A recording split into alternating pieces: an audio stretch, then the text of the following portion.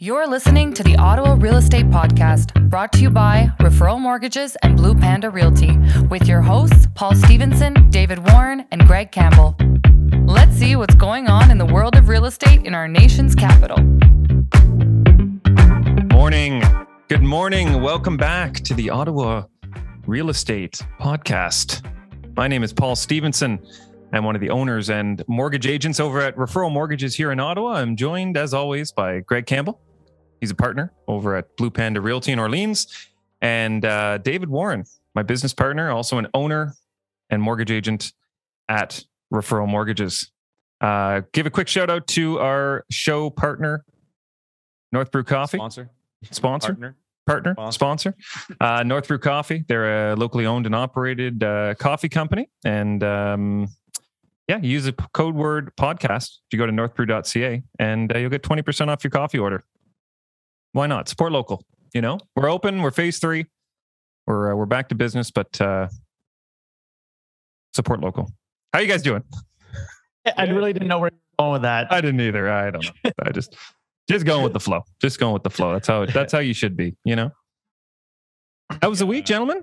How we doing? I actually met with James Rankin from North Brew yesterday because they're helping us with our own Blue Panda brew. Is that so? Ooh. Yeah. I guess you guys are gonna have to get a Referral Mortgages brew to keep. We're gonna need an RMI brew. Wow. Yeah. Got to keep up with the Joneses. We went, Max and I went and we tested, and I think we found a delicious blend. Wow. I want to test a blend. Very, very cool. And they brew it. They roast it on site at Oh So Good in the market. Really cool experience. Yeah, that's interesting. So does Oh So Good actually? Are they serving North Brew coffee? They are. Yeah, they work hand in hand with James. Oh, I feel bad. I can't remember Buddy's name I met yesterday. The guy was amazing. You really know. Greg, I feel like you're coming in a little quiet too on my end. Am I quiet still? Yeah. Really? Yeah, you're still quiet. That's soft. But I think Torup's going to have to definitely get its own coffee. Yeah, that's 4 blends then for 3. Well, number 1, we definitely Torup should be a priority. We need a Torup blend for sure to go along with the mugs. Mm-hmm. What am I on here? Select. Yeah. Okay. No. No, you're good now. Fine now. Am I loud enough? Everyone, you're good. Can you hear me? Can we get an okay? Hi, people. Can I get a hell yes?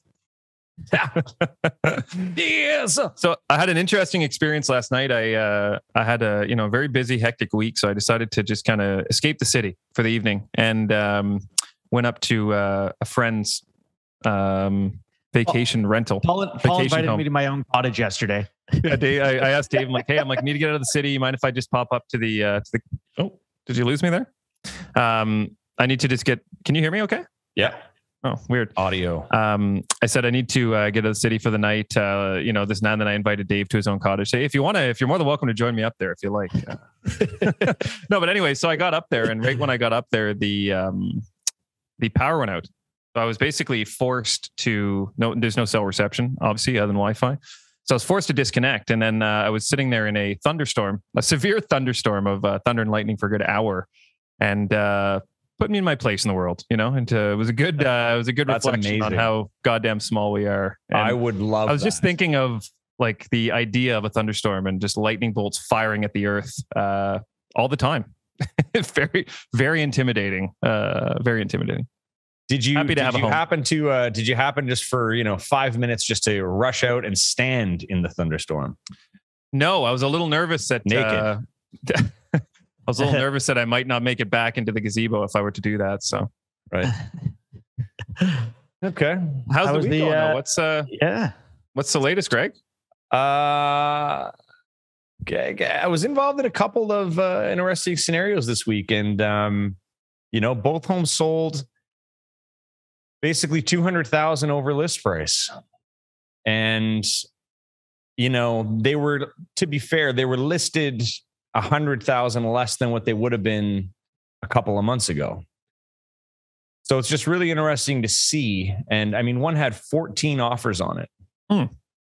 Crazy. And because you think, like, as things are changing, I told you my experiences where I've won multiple offers with conditions, one under list last week. And then here on the other hand, this is a nice little split level in Constance Bay. Pretty wild. So Constance Bay has been crazy though. It has values. been, and they've been crazy jumping. And to be fair, that's, the reason why more people are looking for that lifestyle. There was another one I won't get into too much, but it sold for 180 over. I thought that was a bit high. And anyways, there's still things happening, but then there's stuff that's sitting on the market. I think we're at an average of 30 days now. Yeah. Yeah. I've been telling buyers lately that, oh my gosh. I think there's still we can hear you. There's still a lot of properties that show well in certain areas that get a lot of traction and a lot of showings and interest, but there's others where they, like you said, they are going under ask with conditions and case in point, I got 2 purchase agreements this morning from a great referral source of mine, and one was under list, unconditional, but under list price. The other was under list price with conditions. Both townhomes, condo townhomes. Not high price points, like, under, I think around 350. And, it was kind of, it's interesting. Then there's others where, I know of places that, like you said, going 100, 200,000 over asking, 50 plus showings, things like that. It just really depends on where they are and how they show as well, I think.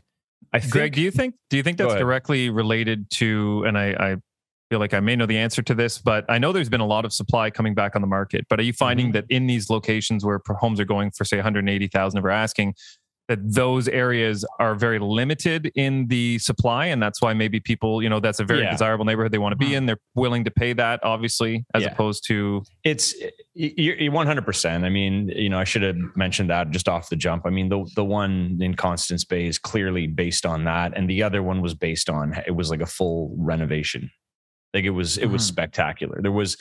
I felt it was overpriced because there were still some things to do in the lower level. But anyways, that's why it was kind of like, wow. And that's what everybody went in. But I mean, right now I think it's a really good time for buyers to be looking. Anyone who's looking like 550 or less, there's opportunities. So if you were a first timer that just got totally pushed away, a few months ago, I'd take the time to look back at things now. Because some of those properties are still there. And especially I've seen like properties under 450, I've seen dropping 20, 30, 40,000. So there's, there's like, that's opportunities for investors too. Just came back like that. That's what I'm seeing. So here's what I see happening in the fall, in the coming months. This is my prediction for the next 60 days. We're going to see all this information rolling out as we're talking about today. In a month and a half time, all the buyers are going to flood to the market because of all the new supply that they're hearing about 6 weeks too late. And then there's going to be a lack of supply again, and prices are going to start peaking up again come September, October. We're mid cottage and camping time though. This like July into August is like your prime. We have such a short window of summer months, and this is like prime camping and cottage time that I always find there's a little bit of lull and kind of the July, early August, and then people kind of ramp back up for school. So producer Steve throwing in some new graphics at the bottom there, eh? Is Torep predicting the future? The yes or no questions. I love it. Dave, you're absolutely right. I think that's what's happening. That's part of it for sure. I think by mid-August, it's going to start ramping up a bit. And hopefully, to your point, like those buyers that were scared away earlier in the year or last year, that they aren't, hopefully they have a little bit of a finger on the pulse or have been notified by who they're working with that there are opportunities and to come back to the market. Because I know, like you were mentioned last week, you were talking to somebody and they had no idea what the market was, that had kind of leveled out a little bit more. And I think that's just, to Paul's point, the news cycle is like 6 weeks too late, 6 weeks behind Torep. That people aren't aware that they can find these good deals or properties that are easier to get. But Greg, even talking specifically to our joint clients, we've had a few clients that had been shopping for some time that recently over the last couple of weeks have been able to find their home. So it's Yeah. It's good. It's great for buyers. And I think just the market in general, it's good to just kind of balance out a bit, just give people a bit of a breather. And also for some sellers, just to kind of, I think we've talked about it a few times, but they had almost unrealistic expectations of what their place would sell for. And now it's kind of, with the balancing out, and now they're looking at comparables in their area and realizing that, we're kind of balanced, we're getting back to reality, I guess is what I'm trying to say. I got one great example on that. There was this house that was listed at 600,000, 590. And they had 3 offers. We were in on it. And our offer was, I think our top offer was 6. I think it was 600. Maybe it was 605. There was 2 other offers. And, I got a call from the agent asking if we'd come up to 625, meaning like they had 3 offers that the seller didn't like.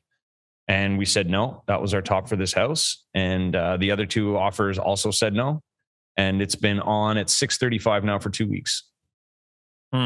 So even though it's been sitting, and I talked to my guys, they're like, nah, we've decided we don't want to go for that one anymore either. And I was like, wow. I'm like, so these people, they missed, and maybe if it's still sitting, maybe come September, that'll change. But I was just like, that's an opportunity. Someone can go in right now, it's almost like that juju though, you get that kind of bad vibe from maybe the seller or something. And you just don't want anything to do with that property anymore. It's just got the bad juju, Anyways, speaking of bad juju, we were talking before the show about the property over in Gatineau that's been all the headlines, the new build, $3 million home. Dave, maybe you want to speak to that.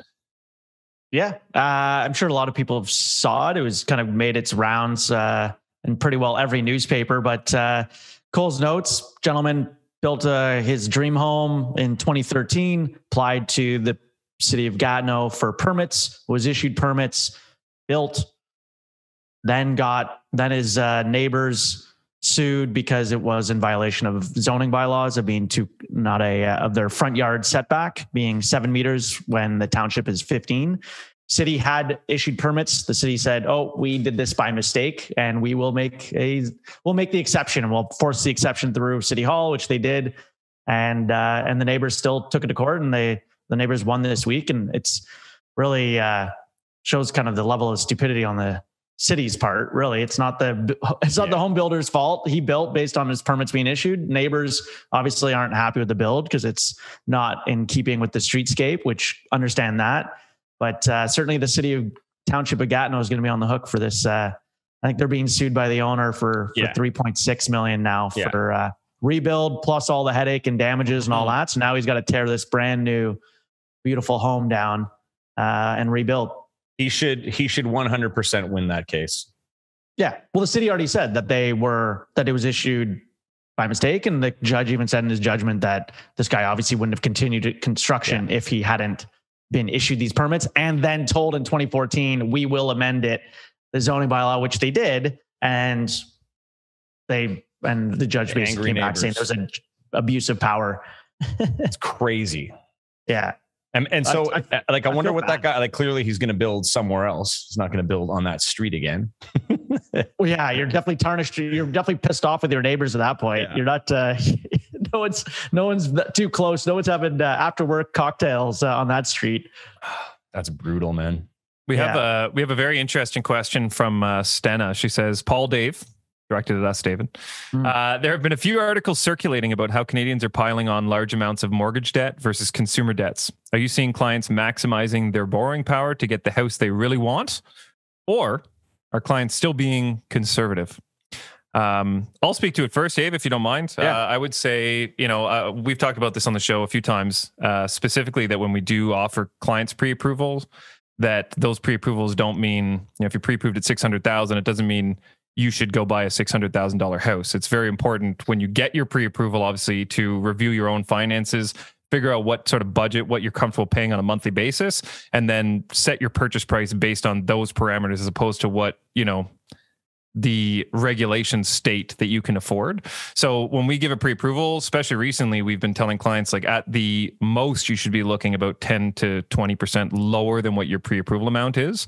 That's also because of the fact that homes are going for over asking, but typically speaking, I would say the majority of buyers are not buying at their maximum. I would say, maybe 50% are going right up to their max. Most are buying kind of in this, I'd say 70 to 80% of their pre-approval range. What have you seen, Dave? I think you're bang on, but I also think that that's a little misleading of a comment. I think it's a good thing, actually, that people are reducing their consumer debt that they're taking on, because that consumer debt is at 7 to 29%. Yeah. A lot of people, and have or go to the easy financials of the world and things like that, where their interest rates are even in the 30 to 60% range. So people not piling on consumer debt, I think, is a fantastic thing. And taking on mortgage debt, at borrowing at 1.5% or 2%, as opposed to 20, and in an asset that goes up, that's going to appreciate in value. I think that's a good thing. Obviously, home prices have been going up, and there was articles this week of talking about how Canada has been on a 25-year upward trajectory of home values and home pricing. It's been a steady incline for the last 25 years. So with that said, if people are, purchasing homes, putting a roof over their head, taking on mortgage debt, as opposed to consumer debt, I think that is a valuable thing, and you're actually holding an asset. Yeah. And also keep in mind that when people do refinance, like if people own a home and they want to access the equity in their home, they're only eligible to increase their mortgage up to 80% of the value. So whereas when you're buying a home, you can actually put as little as 5% down. And then if you put 5% down, the CMHC or the insurance premium is roughly, it is 4%. So, I mean, you're almost at 100% of the value of the home in your mortgage.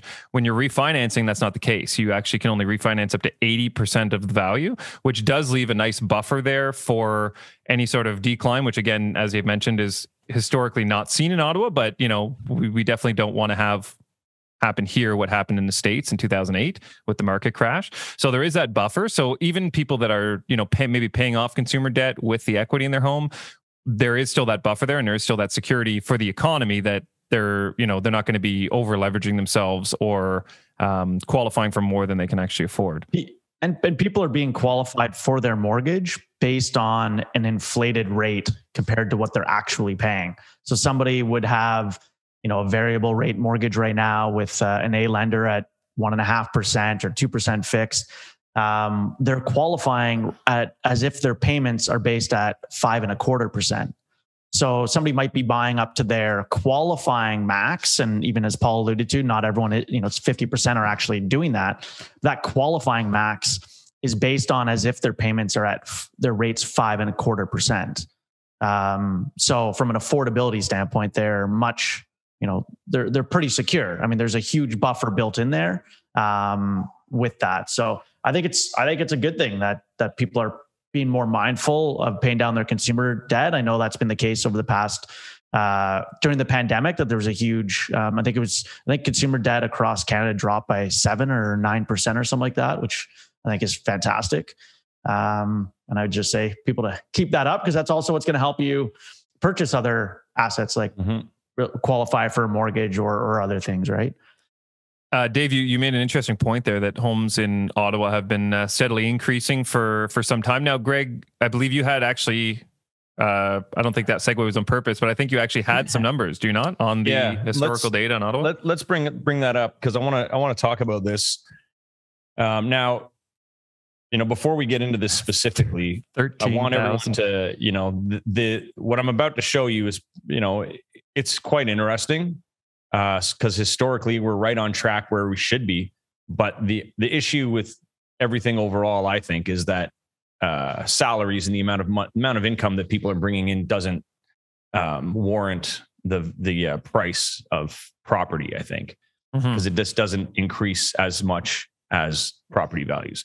But let's look at these stats here. So, we're going back to 1956. If you go, let's just start looking at 1968, where it jumps up like 19.8%. Okay. And then we've got another jump in 1973, 25.3%, and then 21.8%.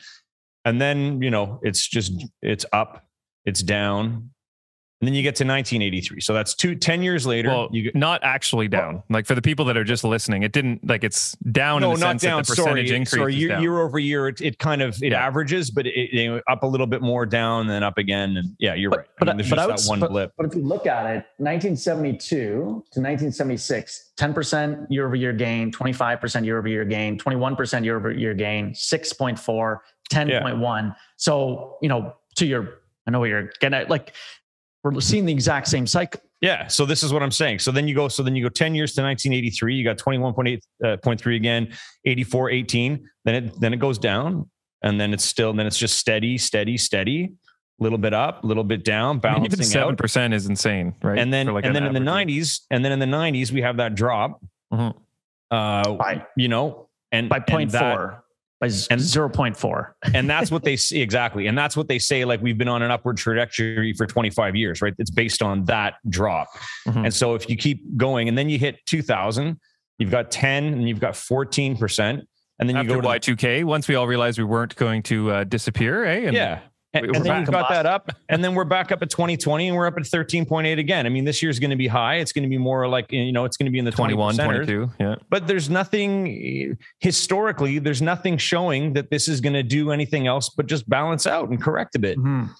So when everyone talks about a market crash, like, I mean, it's just, the world would have to stop basically. And everyone just has to keep navigating it. I mean, what's crazy is the world did stop the last 2 years. And I mean, quite literally, and we're still. But I mean, you know what I mean. Going up. I mean, like, jobs gone, like, But that's what I'm saying. That actually, which they're talking about happening. So who knows? Who knows what's going to happen here?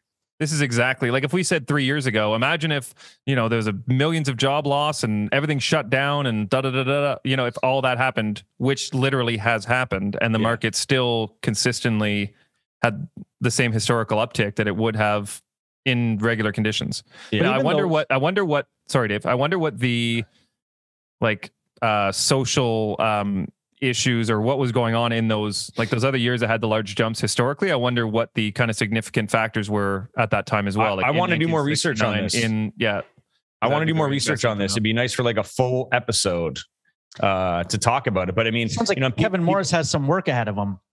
Kevin, we should get Kevin back on. But it's like people talk about, is it inflated? Yeah, I think it's inflated. I think we're overvalued. But that's where we are right now. There's nothing you can't stop. You can't stop that. You either make a decision to buy or you don't. But in 1972, they probably said the same thing. Exactly. After a 21% increase. Exactly. So it's like real estate in most places, like most, class A countries like Canada and the world right now are overvalued a bit. But if you don't want to buy, then don't buy a house. If you see it as a sound investment long term, buy a house. You need a place to live. You want to build equity, buy a house. The flip side or the argument to that I have, Greg, of saying of us being overvalued is, are we though? If there's the supply and demand are out there, and if since 1956 the cyclical nature of our market is just that of, the up and leveling out to 7% and 5% and 3% and then back up. But, even those gains that you just showed on that graph for 2019 and 2020 were, I think, we're 10 and 14%. So we're not even the highest jumps in comparison to back to early 2000s and 80s and 70s. I guess. Yeah. Are we, or is it just a balance, or is that okay. I agree with you. This is the one point that I wanted to make that I should have said earlier. The thing that bothers me about real estate in certain cities is that people are paying almost up to 80% of their income on shelter. Mm-hmm. And even in Ottawa, I think we're almost at 60%. When, historically, to live well, for everybody to live well, you should be spending about 30%, 30 to 40% on your shelter, right? Mm-hmm. So that's when it comes to that, that's where I'm kind of like, where's the balance for those people that aren't as well off, I mean, it's the separation, and there's nothing we can really do to stop that. So, I wish there was a way for that to balance out a bit, but I don't see. It'd be interesting to know what the average income is in all of Ottawa, and then look at what the average home sale price is currently. I imagine the average income must be Well, for family, we it had must it be up. at least 100. We had it up a few months ago. Where I had it. I mean, the average home price, single family home, or no, I think it's all like sale price is $714 or something now in Ottawa. Yeah. So a quick, I don't know what this number is. A quick household average income in Ottawa, 106. Yeah. Yeah, right. That's what I figured.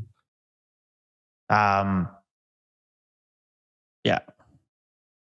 So 106, and we typically say the rule of thumb is about 4 to 5 times your gross income is the mortgage that you would qualify for, assuming you have no debts. So at 106, you're looking at basically 500, yeah. 530. 530 as far as a or five, for the loan amount. 530. Yeah, for the loan. So then if you're putting $100,000 down payment, 100 and something in there, then you're at that average home sale price. So I mean, it might actually be a realistic way to figure out what the average is going to be. Like as incomes go up, the home prices go up. I'd be interested to see that same chart from 1956 to now in, say, Toronto, Vancouver, just to kind of see if in the same years they're having the same boost. And again, that'll just speak even more to the societal factors that are kind of affecting I'll check that out. Right? I'll see if I can find that. I thought that's a really interesting thing to look at because like the cycle is there. It shows that we're right on track. There's nothing wrong. We're on track where we've been since 1956. So, for people to just jump out and say like, this is ridiculous. It's like, well, it's a cycle. We see it here. Yeah. Showing you. I mean, so in 8 years, start to load up on real estate is what Greg's saying. What? In 8 years, start to load up because you're going to get ready for that big peak in 10 years from now. Yeah. The thing is that people hone in on the dollar amount gain as opposed to percentage gain. Yeah. And that is misleading, or it's not misleading, but it gives you kind of a skewed because yes, a gain of 60,000 or 80,000 or 100,000 is more than what the houses in 1956 even cost. But the percentage gains are still the same. Like remove the dollar figure jump, focus on the percentage gain, and it's all been, like you said, has all been the same. We're riding the same wave. And that's the funny question, the funny thing to answer too, right? When people say like, oh, it's going to crash, like it's like, even if there was like a negative 10, like if there was a negative 10 correction, which I can't imagine ever happening, and you've been up 30% over the last couple of years, long term, still solid. You're still, you got a place to go. You got a place to live. You need to move somewhere else, keep it, rent it out. I mean, what do you do? You just made, you made a fortune, selling your house in the last couple of years, and good for you. If you bought in it, just stay there. You're still going to build your equity, and you got a place to live. Yeah, I don't get the naysayers. Don't get it. Have you spoken to anyone? I know you had some clients this past year, Greg, that were selling because the market was up and then going to rent and kind of cash out, like you said, because values went up. Have you spoken to any of them since? Because some of them were thinking the market would dive or anything like that. Like, have you heard from any of those people? I'm trying to think. No. I'm just trying to think of who I was talking about. But there was a couple people that were going to do that. Yeah. They were going to, they were selling. Yeah. I can't remember if they were pulling equity out to buy, 2 more and rent. And then, or no, anyways, I can't remember. I'm not going to get into it. So I've had a few clients that were thinking about buying an investment property separately from their primary home, obviously. And then they ended up, because the market was so crazy, they ended up kind of holding off. And then they ended up taking the money that they had for their down payment to basically invest in their current home. So they added a deck, they added this, they upgraded that. And now we're refinancing their primary home so that they can actually get that equity back to buy the rental again. But now they have, their home's been upgraded. It's even higher in value. They've forced further appreciation of their property. That's hilarious. And to me, that's that's a sound investment in yourself and in your future as well.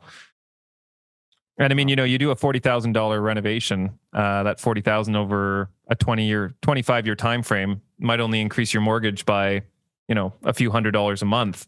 But now you have, all the things that you like, kind of all the checklist is now checked off on your home, and you're still going to be able to buy that investment property for kind of long-term wealth creation. Yeah. Gentlemen, how do we feel about the mood? I was about to say, I think we should get into the mood boost. Yeah. Let's do it. All right, here we go. We got 3. I got one. I got one that's space related, just because of Mr. Bezos doing his thing this week, and then I got a few others that are they're good. I got 3 today. Number 1, what do a dog and a phone have in common? They both have caller ID. Wow. Impressive. Number 2, what did the astronaut eat for breakfast? Nothing. It was already noon, so he went out for launch. Wow. Number 3, they're building a mirror factory in my town. I could see myself working there. Those were good. Yeah. I'm down with all of those. Last one was good. Yeah. So what's on for the weekend, gentlemen? What's going on? Beautiful weekend in Ottawa. Yeah, I got a friend in from out of town. We're gonna hang out for a bit, and then I'm working like crazy. Got that one client in from Vancouver, looking at the duplex, and someone else I've been working. So yeah, I'm out tomorrow morning. I'm out Sunday all day.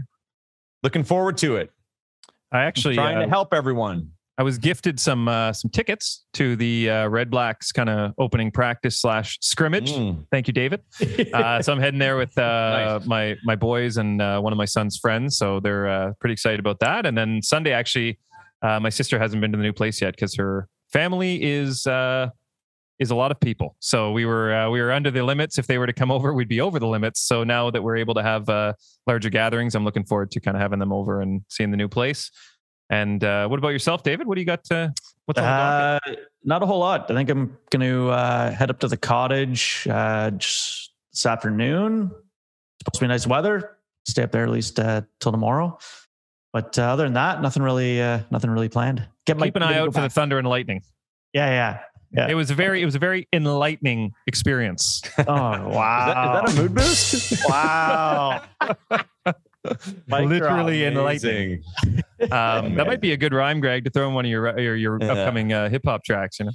Anyway, Anna's new track is just about done, and my new track is it's going to be. I'm excited about it. Well, we'll get it on a future show. I'm excited we'll throw it at the end. Yeah, for sure. I know we planned that and just never really happened. Maybe we should do that. As always, just want to say thank you to all our listeners, obviously, for your support. And we love doing this. So the fact that you guys enjoy listening makes it even more great. Because it'd be pretty boring if it was just us talking to ourselves. Spread the word. Spread the word. Spread the word. Quick shout out to our sponsor again, North Brew Coffee, northbrew.ca. If you use the promo code podcast, you get 20% off your coffee orders.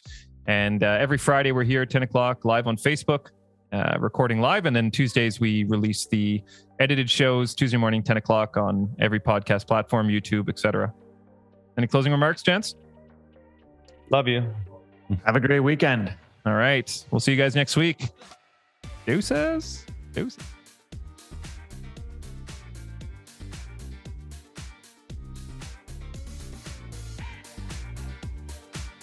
The Ottawa Real Estate Podcast is brought to you by Referral Mortgages, Blue Panda Realty, and Stephen Hopkins Video. Thanks for tuning in, and please remember to like, comment, share, and most importantly, subscribe. We'd love to hear from you.